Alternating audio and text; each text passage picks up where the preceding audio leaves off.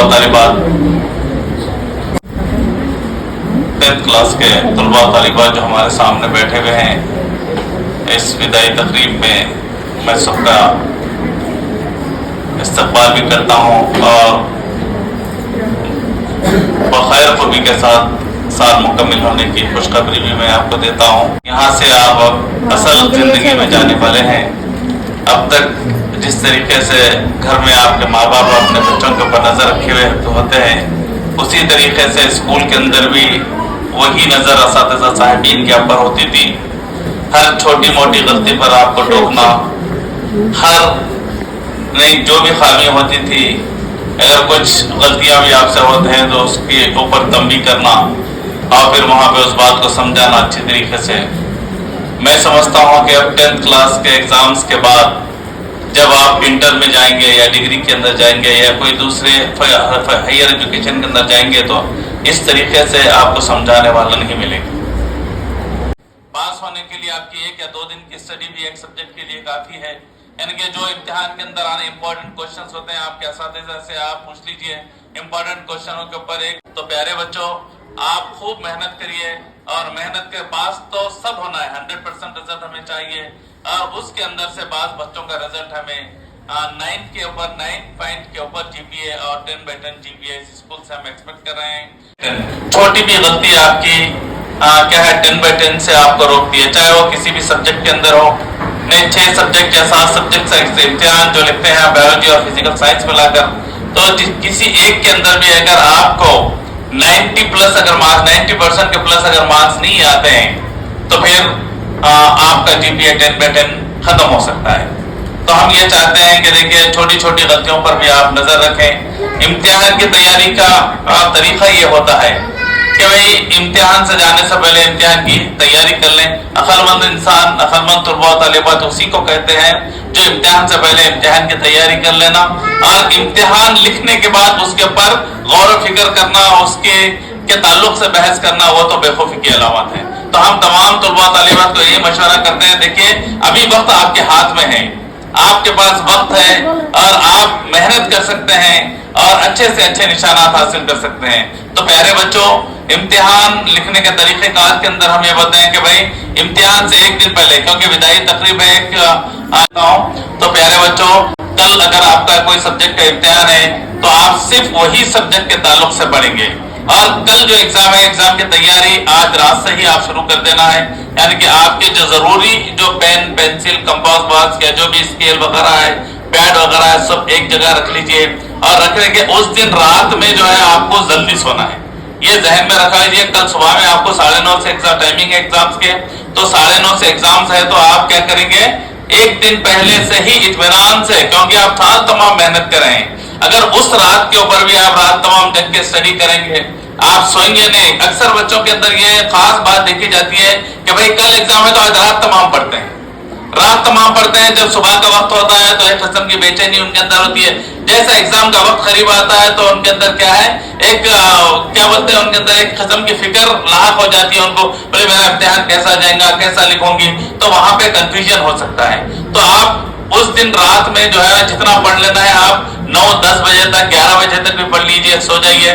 सुबह में फजर के वक्त या फजर से पहले उठिए और उठने के बाद नमाज वगैरह पढ़ के जिक्र और अस्कार जो भी होंगे, जो कुरान की तिलावत, यानी मुख्तसर से ही एक रुकू या कुछ भी कुरान की तिलावत कर लीजिए, आपको खल्क को सुकून मिलेगा। उसके बाद फिर कुछ देर के लिए स्टडीज में अपना वक्त लगाइए। अब 9:30 से एग्जाम है तो आपको 1 घंटा पहले एग्जामिनेशन सेंटर पे रहना है। आप देखे होंगे इंटर के एग्जाम्स जो 28 से शुरू हुए, 1 मिनट की देरी से भी बच्चों को कबूल नहीं किया गया, दाखिले की इजाजत नहीं दी गई। और 10th के अंदर भी अब तक ऐसा नहीं होता था कि 1 मिनट या 2 मिनट या 5 मिनट भी अगर बच्चे लेट एग्जामिनेशन हॉल को पहुंचते तो उनको दाखिले की इजाजत थी। लेकिन इस साल जो है कि भाई हुकूमत के ये अहकामात है कि भाई उन तलबा और तालिबात को वक्त की पाबंदी लाजमी है और वो वक्त से पहले सेंटर के ऊपर मौजूद रहे। ये बात जहन में रख लीजिए आप। तो आप उस दिन सुबह में फजर की नमाज के बाद तिलावत करेंगे कुछ देर के लिए, फिर 1 से 2 घंटे स्टडी करेंगे। यानी कि जैसा 6:20 है, 6 बजे आपकी फजर की नमाज हो गई या 5:30 को आप नमाज पढ़ लिए, घर में। उसके बाद 1 से 1.5 घंटा आप जो सब्जेक्ट का इम्तिहान है वो सब्जेक्ट की अच्छी तरीके से तैयारी करें। उसके बाद वो किताब को रख दीजिए, उसके ताल्लुक से सोचना बंद कर दीजिए आप, यानी कि उसकी फिक्र नहीं, आप बड़े इत्मीनान के साथ, क्योंकि पूरे साल आप मेहनत किए हैं तो आपके सारे जहन के अंदर, यानी कि अक्सर बच्चों को ये देखा गया है कि भाई एग्जाम सेंटर तक पढ़ते हैं, एग्जाम को सेंटर जाने तक, एग्जाम से 5 मिनट है दाखिले के लिए तभी भी किताब लेके पेजों को बढ़ाते रहते हैं, जिसकी वजह से कंफ्यूजन उनके दिमाग के अंदर, यानी कंफ्यूज हो जाते हैं। कंफ्यूजन के अंदर क्या है, वहां पर सवाल का जो जवाब देना होता है वो क्या है, थोड़ा उसके अंदर ऊंची नीच हो जाती है, तरतीब नहीं होती, तसलसल उसके अंदर बाकी नहीं रखता। तो 1 से 1.5 घंटा पहले आप इत्मीनान से रहिए कि भाई आपको अब एग्जाम लिखने जाना है और कोई फिक्र वगैरह नहीं करेंगे आप। अब जो भी होगा तो एग्जामिनेशन हॉल के अंदर देखेंगे, क्वेश्चन पेपर लेने के बाद ही। तो जैसे आपको 1 घंटा पहले जो है ना सेंटर पे आपको दाखिले की इजाजत रहेगी। जो भी एसएससी का सेंटर होगा तो वहां पे बाज लोग 1 आवर बिफोर, बाज लोग हाफ एन आवर बिफोर छोड़ते हैं, यानी कि वहां के चीफ सुपरिटेंडेंट के ऊपर, वहां के इंतजाम के ऊपर वो क्या करते हैं कि भाई कम से कम आधा घंटा पहले छोड़ना तो उनके, यानी कि गवर्नमेंट के अहकामात हैं, लेकिन बाज क्या करते हैं कि भाई 45 minutes 1 hour before they will give the permission to enter into the examination hall।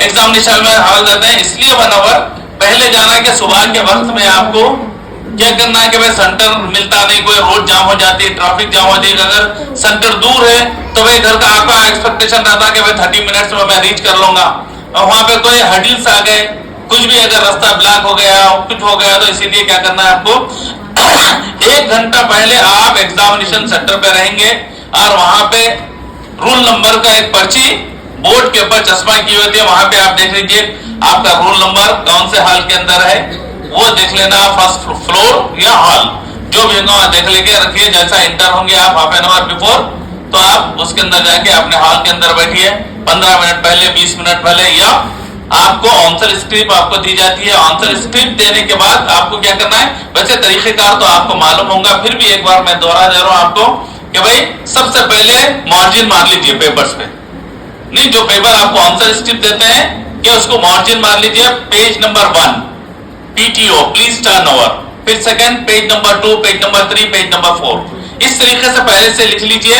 लिखने के बाद क्या है, आप क्या है पूरा बिल्कुल तैयार बैठिए, जैसे बेल होंगी 9:30 जैसे होंगे बेल होंगे तो आपको क्वेश्चन पेपर डिस्ट्रीब्यूट करना शुरू कर देते हैं। वहां के इन्विजिलेटर जो होते हैं, पेपर लेने के बाद आप इत्मीनान से पेपर को क्या करेंगे, पढ़ेंगे। 15 मिनट आपको दिए जा रहे हैं कि क्वेश्चन पेपर पढ़ने के लिए, नहीं ऐसा नहीं कि भाई जैसा क्वेश्चन पेपर लिया पहला सवाल अरे मेरे को तो अच्छा याद है, लिखना शुरू कर देते हैं, उसके बाद क्या है नहीं मालूम। लेकिन आप पहले पूरा क्वेश्चन पेपर पढ़ना, पूरा क्वेश्चन पेपर पढ़ने के बाद क्या करेंगे आप वहां पे, उसके बाद आप क्वेश्चन पेपर में कोई आंसर वगैरह नहीं टिक करेंगे कि भाई कौन सा क्वेश्चन आपको पहले लिखना है और कौन सा बाद में लिखना है। तो अगर अच्छा पढ़ने वाले जो बच्चे होते हैं वो क्या है, उनको मैं ये मशवरा देता हूं कि भाई आंसर्स भी तरतीब से देना, सेक्शन 1, सेक्शन 2, सेक्शन 3, जो भी सेक्शंस हैं वो सेक्शन में क्वेश्चन नंबर 1, 2, 3 जो भी है, पहला क्वेश्चन का आंसर, सेकंड, थर्ड जितने भी आ रहे हैं, तो उसके बाद सेक्शन 2, सेक्शन 3 के आंसर इस तरतीब के अंदर, क्योंकि पढ़ने वाले हैं तो पूरा क्वेश्चन 100% जो पेपर लिखने वाले होते हैं तो आंसर जो है ना तरतीब से देंगे। और जो बच्चे जो पूरा पेपर नहीं कर सकते, भाई 50% पेपर उनको आता, 25% जो पेपर करते हैं, तो भाई क्या करेंगे, वैसे बच्चे पहले क्या करेंगे, भाई सबसे अच्छा जिसको याद है आंसर, सबसे अच्छा आंसर क्वेश्चन जो याद है कि भाई पहले वो लिखेंगे, या एक तरतीब बना लीजिए जो बच्चे जो 50% वाले होते हैं या 25% वाले जो बच्चे होते हैं, तो वो सबसे अच्छा आने वाले आंसर्स को पहले लिखेंगे, उसके बाद आहिस्ता से दूसरे क्वेश्चन, इसी तरीके से क्वेश्चन नंबर पक्का परफेक्ट क्वेश्चन नंबर आपको डालना है आंसर पे। और एक आंसर लिखने के बाद क्या करेंगे, आप नीचे एक छोटी सी लाइन मार दीजिए या तो पूरी लाइन मार दीजिए। एक आंसर जो आप लिख रहे हैं वो क्लियर, यानी कि एग्जामिनर को करेक्शन करने वालों को ये मालूम होना कि भाई ये मुकम्मिल आंसर है, यहाँ पे आंसर आपका कंप्लीट हो गया। बाद आंसर क्या होते हैं, लॉन्ग आंसर होते हैं, आधा आंसर एक पेज पे, दूसरा सेकंड पेज पे आता। तो अगर आप नीचे 2 लाइन आप छोटे से मार देंगे तो उसको जहन में ये बात जहन नशीन हो जाती कि भाई यहाँ पे आंसर इसका मुकम्मिल हो गया। और पूरे पॉइंट्स अगर कवर कर रहे हैं आप, अगर मैक्सिमम पॉइंट्स को कवर करिए तो पूरे मार्क्स मिलेंगे। और कोई आंसर्स लिखने के दौरान नीटनेस को मेंटेन करना, ओवर राइटिंग मत करिए। और हैंड राइटिंग के भी आप देखिए, जनरली क्या करते हैं, अब रिकरेक्शन बोला जाता, भाई चलो रिकरेक्शन करा लेंगे। रिकरेक्शन किस वक्त पे होता, आपको मैं बता रहा हूं भाई, एक बार अगर पेपर करेक्शन हो गया तो फिर रिकरेक्शन नहीं होता। रिकरेक्शन के वास्ते हम 1000 रुपए डालो तो पेपर आपको मिल जाए। 1000 रुपीज अगर पे करेंगे तो आपका पेपर आपको जेरॉक्स करके आपके हाथ को या आपके स्कूल को भेजते जा रहे हैं, आप देख ले सकते हैं कि भाई आप कितना लिखे कितना नहीं लिखे। एक बार अगर इवॉल्वेट हो गया आंसर, अगर 4 नंबर के आंसर को अगर इवॉल्वेटर अगर 3 नंबर दे दिया, 2 नंबर दे दिया, तो उसको 3 नंबर आपको कभी भी नहीं पढ़ सकते, ये आदत लीजिए। मैं पूरा आंसर लिखी थी, मेरे को 4 नंबर इसको होना, वो आप दावा नहीं कर सकते। करेक्शन हो गया तो खत्म, दैट विल बी फाइनल। हाँ, इस वक्त में करेक्शन हो सकता कि भाई वो क्वेश्चन को करेक्शन नहीं करा, छोड़ लिया, तो उस वक्त में आप अगर डिमांड करेंगे कि भाई ये आंसर इस मार्क्स मेरे को नहीं दिए गए, तो उस वक्त में उसको फिर से करेक्शन करके मार्क्स मिलेंगे। नहीं रिकरेक्शन बोले तो आप देखें ना, मेरे को यहाँ 4 मिलना था, 2 नंबर मिले, 2 ही नंबर रहेंगे उसमें कुछ भी नहीं, चेंजेस कोई तब्दीली नहीं। एक बार करेक्शन हुआ तो बस दैट विल बी फाइनल, उसके अंदर कोई चेंजेस नहीं। चाहे वो आप डायरेक्टर ऑफ एग्जामिनेशन के अंदर गए तो भाई उसका रूल ही वो है, अगर इवॉल्वेटर एक बार करेक्शन करके मार्क्स दे दिया, 4 के 2 दे दिया था 2, तो इसीलिए क्या करना, आपका अच्छा इंप्रेशन होना है तो नीटनेस को मेंटेन करना। भाई एक जहनी तौर पर इंसान की फितरत है, जो भी चीज अच्छी खूबसूरत दिखेंगी तो क्या दिल उसका जहन उसके तरफ मायल होता। आप नीट लिखेंगे, अच्छा लिखेंगे तो 4 के 4 मार्क्स आपको मिलेंगे। यहाँ पे क्या होता, बच्चे पूरा आंसर लिखते लेकिन क्या है गलतियां करते, ओवर राइटिंग हो जाती है उनकी, जिसकी वजह से मार्क्स कट जाते हैं। अगर हर क्वेश्चन में अगर 15 to 17 क्वेश्चन आंसर्स लिख रहे हैं आप, एक नंबर भी अगर चलेगा तो सीधा सीधा आपको 60% पे लाते हैं। जो आप 100% जो पेपर करने वाले थे वहां बच्चे 60 to 65% पे आते हैं। जो 50% करने वाले हैं वो सीधा सीधा क्या कर रहे हैं, आप सीधा 40% पे आ जाते हैं। तो हम ये कहते हैं कि भाई एग्जाम लिखने के दौरान खास तवज्जो करें कि भाई सिस्टमेटिक पेपर होना। सिस्टमेटिक क्या, आंसर्स को आपको लिखना है और आंसर्स लिखने के बाद क्या, एक बार रिवाइज कर लेना, एक बार रिवाइज कर लेना, और रिवाइज करने के बाद क्या है, उसके बाद फिर पेपर आपको मुकम्मल। जितने पहले आपको, चाहे देखिए आप सेंटेंस के ऊपर एक खास बात, हमारे सेंटेंस में क्या होता है कि आप ये भरोसा, बात बच्चे ये भरोसा करते हैं कि भाई नकल होती क्या है की नहीं, कुछ इधर से उधर से मिल गया तो ठीक है, उसके ऊपर तवज्जो नहीं देना है आपको।